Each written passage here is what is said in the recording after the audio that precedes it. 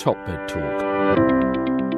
Welcome to the Roundtable on Top Med Talk. We are in Fort Lauderdale, Florida, the 6th Annual Congress for Enhanced Recovery and Perioperative Medicine, hosted by the American Society for Enhanced Recovery and EBPOM, Evidence-Based Perioperative Medicine International.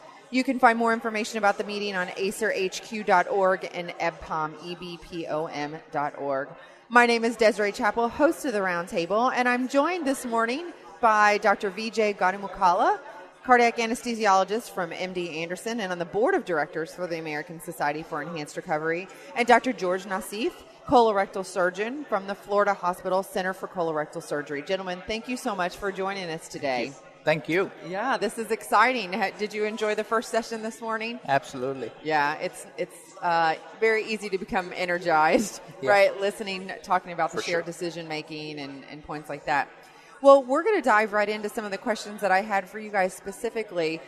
Both of you have become leaders within your organizations for enhanced recovery initiatives and efforts. And I've kind of talked to both of you individually about that. So I want to be able to talk about how enhanced recovery has changed your personal practice and then how you've seen it change facility practices at your different institutions. So, Dr. Nassif, would you like to start? Sure. I think one of the main things are when we went on this journey to start this process, it was simple ERAS. And I think that for us, as we see here today, it has become, it has gained energy on its own. It has become more of a concept.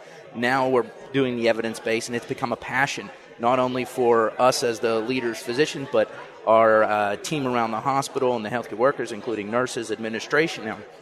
And really what it has come was an idea to enhance medical care, length of stay and the easy metrics. But more so what we've learned personally is that the patient outcomes, the patient satisfaction, and the quality of care we're delivering now, because of the passion we have and moving and progressing every day with it, has been amazing. And it's seen around all levels that what we do and in constantly trying to innovate and do more, we are seeing this with the outcomes of the patients. Yeah, I think that whenever people first start, there's so much data on length of stay, costs and things like that. What people kind of forget about when you first start is there's so much more to look at.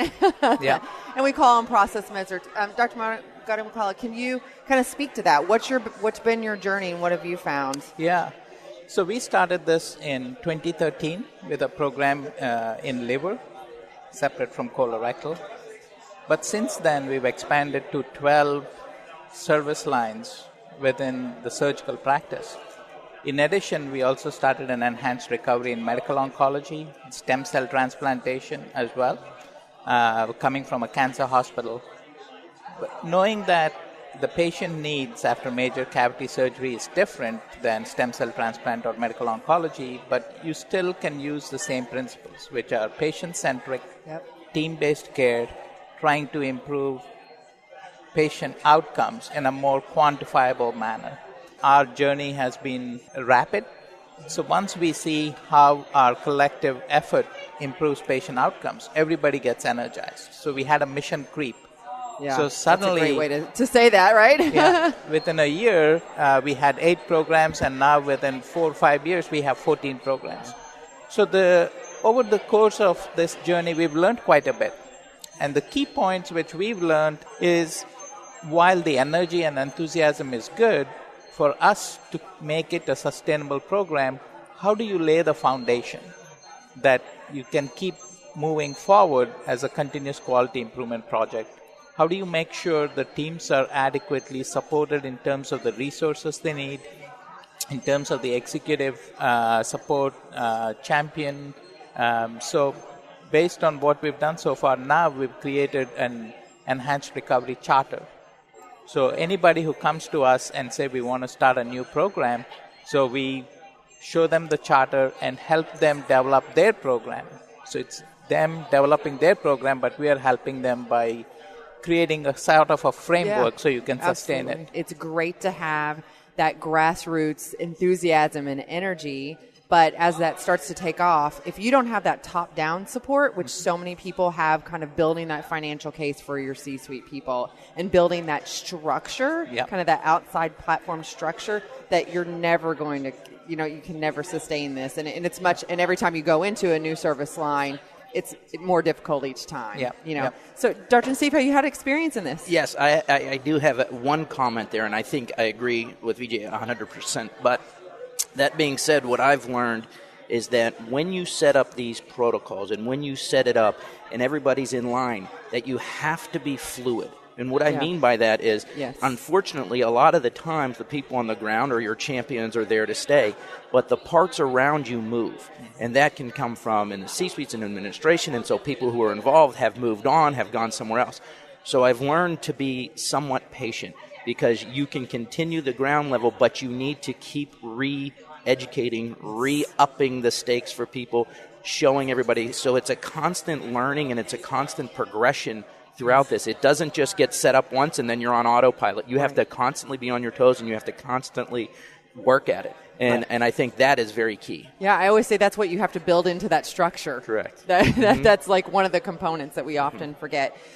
We don't have a ton of time, but just to take the last couple of minutes here, because I know this is something that both of you are passionate about, but also a hot topic here in the U.S. is the opioid epidemic and how enhanced recovery is being used to address the opioid epidemic in our surgical population. We know that up to 1 in 10 people can become addicted after their surgical experience. So what are you guys seeing as enhanced recovery's role in this? And then we're going to take it one step further to look specifically at cancer patients, because I think chronic pain patients and cancer patients are maybe we need to look at them a different way. So what is your experience, Dr. Nassif?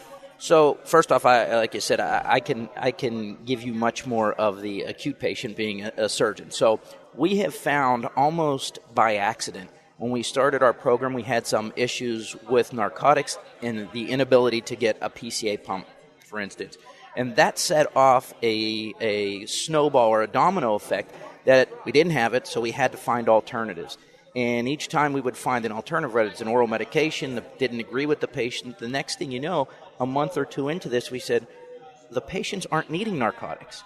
So standard in our group now, our colorectal group, on all patients, all cancers, all IBD or Crohn's, ulcerative colitis, and diverticular disease, we put everybody through opiate-free, total perioperative treatment. Now, obviously that can't go across the whole board for everybody, but we have not only found not giving scripts to go home and, as you say, causing the problem, but most importantly for us, the patients are happy. Yeah. They're happy with their treatment. They say the pain is actually more controlled using multimodal therapies rather than just narcotics with more narcotics and more narcotics.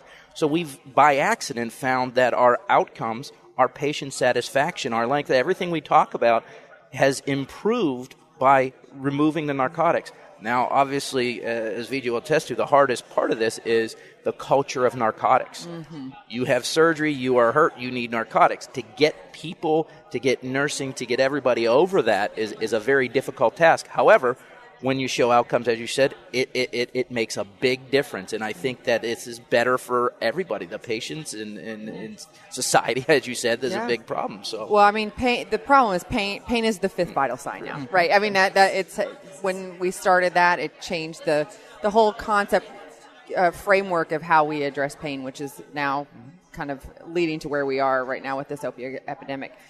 Dr. Gottumukkala, can you speak specifically towards, taking care of those cancer patients and those that, are chronically on opioids for pain? How are you treating those patients? Because can you do opioid sparing techniques or non-opioid techniques for these patients? So that's a very good question, because then that distinguishes opioid naive patients coming for acute surgical care, whatever the procedure might be, from a patient who's on chronic opioid therapy. For us at MD Anderson, what we're doing is, if a patient comes for surgery who's already been on chronic opioid therapy, we refer them to our chronic pain docs. And they do a thorough evaluation of why they're on chronic opioids, for how long have they been. Is there a behavioral component to their chronic opioid use? And based on that, is there a reasonable way to minimize opioid use post-discharge? During the acute phase of care, all of us do multimodal opioid sparing strategies, but these patients do need their maintenance opioid dose. Yeah. And this is not the time we need to cut down on their maintenance opioid dose. So we do give them the maintenance opioid dose, but we also use multimodal strategies, and we see how best we can get them in the post-discharge phase, at least at their maintenance dose, if not lower. Yeah. But our goal is try not to escalate Right. their chronic opioid use to a much higher level. Have you noticed a difference in the post-op treatment of these patients? Are we taking a better look at how we're managing them for their chronic pain? If they received multimodal analgesia during their surgery, are we taking a look, like, is that applicable, post-operatively in the long term? Can we manage these patients in a more multimodal way than just, kind of chronic opioid usage? Yeah. Do you think, have you seen a difference?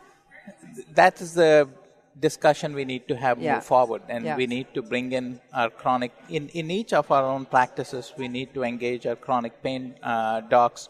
For an MD Anderson, we are fortunate enough to have palliative care, rehab medicine, and Right. integrative medicine folks. In the high-risk patient population, we get them involved early in the perioperative continuum. Yeah, this is a work in progress, and over time, with data, we'll need to see if we can utilize the same strategies for these patients on chronic opioid therapy. But yeah, it's a completely different patient population. Yeah. And we need, again, just like the multimodal opioid sparing strategies, which need to be procedure and patient specific. Right. Even our ways at minimizing perioperative use has to be classified into opioid naive patients and patients on chronic opioid therapies, and how do we effectively manage them. Yeah. But I think I would always put the patient first. Mm-hmm. We have to do everything we do to get them back to their baseline, but we have to tailor these approaches to the specific patient needs. I think we shouldn't forget that. Yeah. And one of the POCIs was on opioid therapy, and I liked very much the conclusion of that was, how do we optimize pain control by minimizing opioids and minimizing adverse effects? Mm-hmm. So I think over a period of time, we'll be looking at the non-opioid adjuncts and see if they're providing the benefit with minimal to no increase in adverse events related to those drugs. Yeah. Gentlemen, it's been a great conversation. I could talk to both of you all day long. We're going to wrap it up for this session. Please join us again here for another roundtable discussion. Thank you, Thank you so much. Enjoy the conference. Top Bed Talk.